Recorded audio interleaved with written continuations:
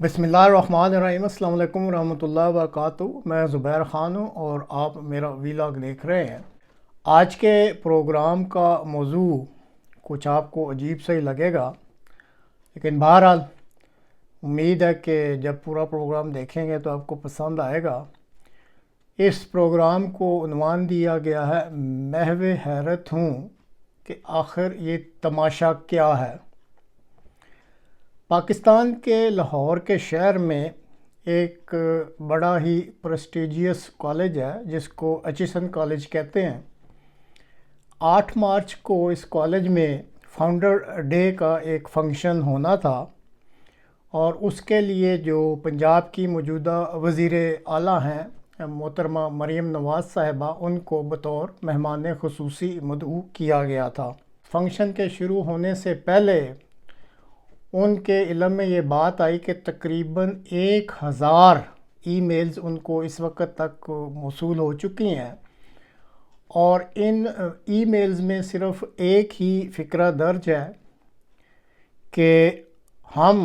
पाकिस्तान के इस prestigious college में किसी अहम फंक्शन के लिए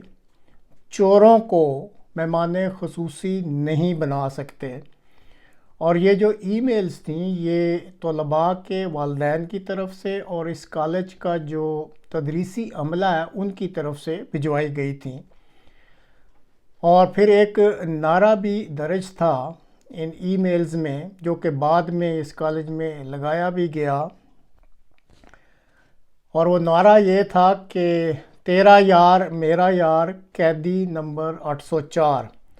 तो जब ये सूरत हाल पैदा हो गई तो फिर मौजूदा वज़ीर आला मरीम नवाज़ साहिबा ने इस फंक्शन में जाने का इरादा बदल दिया और शामिल नहीं हुई। इस वक्त पाकिस्तान में वफाकी सतह पर जो नए वज़ीर आज़म हैं शहबाज शरीफ साहब, उन्होंने 19 रुकनी जो काबीना है उसकी मंजूरी ली है, यही कहा जा सकता है। और फिर सदर जरदारी साहब ने इन वज़रा से हलफ भी ले लिया है। वज़ारत ख़जाना के लिए JP मॉर्गन और हबीब बैंक के तजर्बाकार एक साहब हैं मोहम्मद औरंगज़ेब साहब, उनको मुकर्रर किया गया है।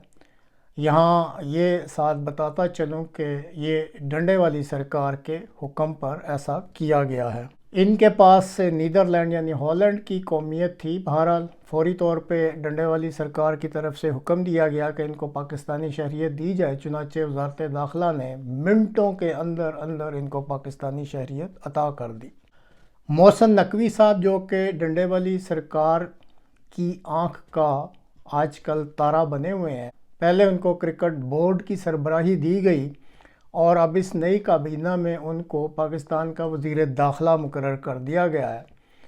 तो उनके तकर्रर से साफ नज़र आ रहा है, और क्योंकि ये भी डंडे वाली सरकार के ही बंदे हैं, कि आने वाले दिनों में बहरहाल तहरीक इंसाफ और इमरान खान साहब के लिए मज़ीद सख्त वक्त आने वाला है। सदर आसिफ ज़रदारी, जिनके बारे में मशहूर है कि एक ज़रदारी सब पर भारी, उन्होंने एक अजीबोगरीब कदम उठाया है कि उन्होंने अपनी छोटी बेटी आसफ़ा, उसको कहा है कि वो मेरी फ़र्स्ट लेडी होगी और उसको बाकायदा प्रोटोकॉल जो है फ़र्स्ट लेडी का वो दिया जाएगा। अपने पहले दौरे सदारत में जब ये सदर थे उस वक़्त इन्होंने ऐसी कोई हरकत नहीं की थी। पाकिस्तान की तारीख़ में अलबत्ता सदर अयूब साहब के वक़्त में उनकी एक बेटी थी नसीम औरंगज़ेब साहिबा, लेकिन वो उनको सिर्फ़ बैरूनी दौरों पर अपने साथ लेके कभी कभी जाया करते थे, उनको उन्होंने फ़र्स्ट लेडी नहीं बनाया था। बहरहाल अब कह सकते हैं आसिफ ज़रदारी और नवाज़ साहब का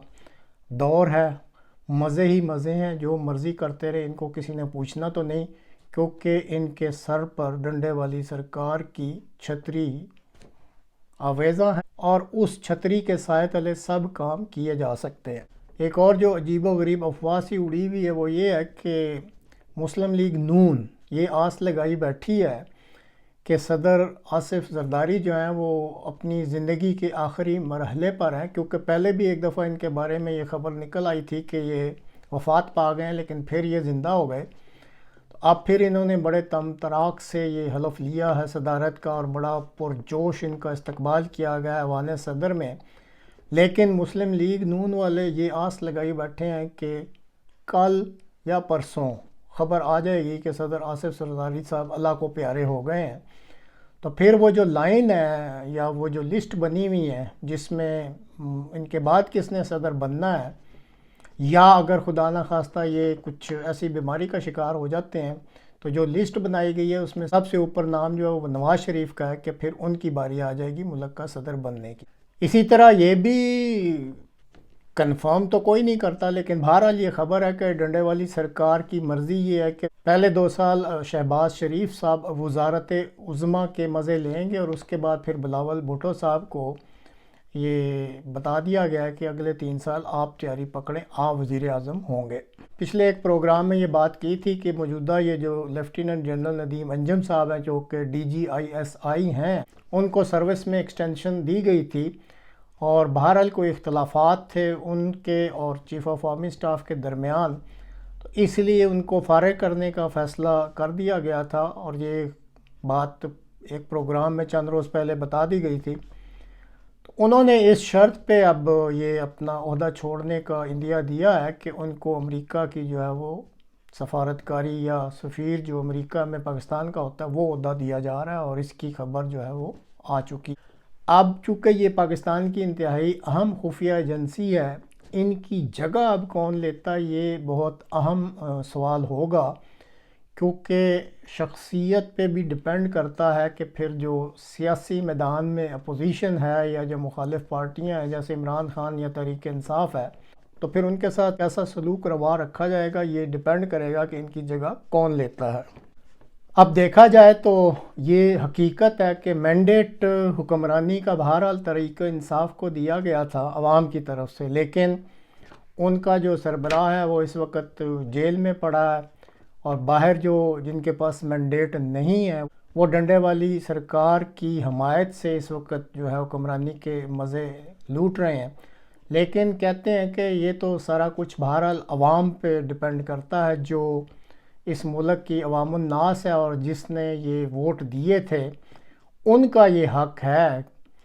کہ اگر وہ چاہتے ہیں کہ جن کو انہوں نے ووٹ دیے تھے وہ حکمرانی کریں، تو ان عوام کو پھر باہر نکل کر اپنا جو حق ہے اس کو دوبارہ حاصل کرنا ہوگا، اور اس کام کے لیے بہرحال بہت زیادہ محنت کرنی پڑتی ہے۔ مجھے یاد ہے کہ جب ایوب رجیم کے خلاف یہ احتجاج ہونے شروع ہوئے تھے تو اس وقت جو ہراول دستہ تھا وہ طلباء کا تھا، تو اب ایچیسن کالج کے طلباء نے ایک اچھی مثال قائم تو کی ہے کہ نون لیگ کی جو وزیر اعلیٰ ہیں جن کے بارے میں یہ کہا جاتا ہے کہ یہ مینڈیٹ چوری ہوا ہے اور وہ جیت نہیں سکی تھیں، ان کو درست طریقے سے ایک ٹف ٹائم دیا ہے، اور یہ بڑی بات ہے کہ صوبے کی وزیر اعلیٰ جو کہ مہمان خصوصی کے طور پر آنا چاہتی تھی، وہاں کے طلباء اور تدریسی عملے نے ایک سٹینڈ لیا اور کہا کہ جی ہم ایسے کسی شخص کو یا ایسی کسی شخصیت یا ایسی کسی عہدیدار کو اپنے کالج میں نہیں آنے دیں گے جس نے چوری کا مینڈیٹ لیا ہو۔ اب یہاں جو بات کرنے والی ہے وہ یہ ہے کہ حکمران جو ہوتے ہیں جب ان میں غیرت اور خودداری یا اخلاقیات یہ جو وصف ہیں یہ بالکل ختم ہو جائیں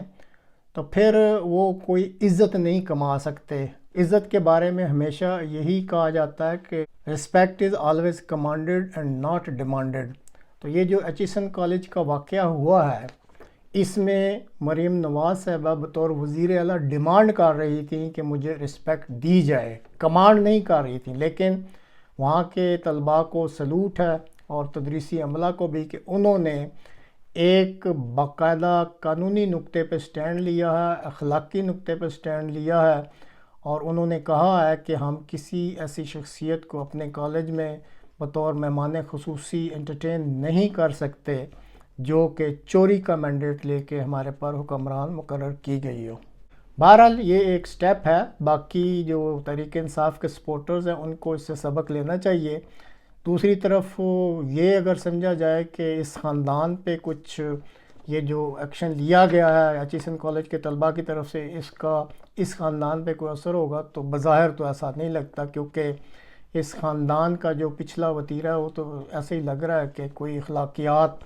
یا کوئی خودداری یا کوئی جو ایک غیرت ہوتی ہے وہ بہرحال اس خاندان میں نظر نہیں آتی۔ یہ اپنے مفاد کے لیے ہر چیز قربان کرنے کے لیے تیار ہے۔ ناظرین، یہ پروگرام چونکہ زیادہ دورانیہ کا ہے، اس لیے اس ویڈیو کو آپ پارٹ 1 کے طور پہ ملاحظہ کر لیں۔ اس پروگرام کا پارٹ 2 علیحدہ سے آپ کی خدمت میں پیش کر دیا جائے گا۔ خدا حافظ۔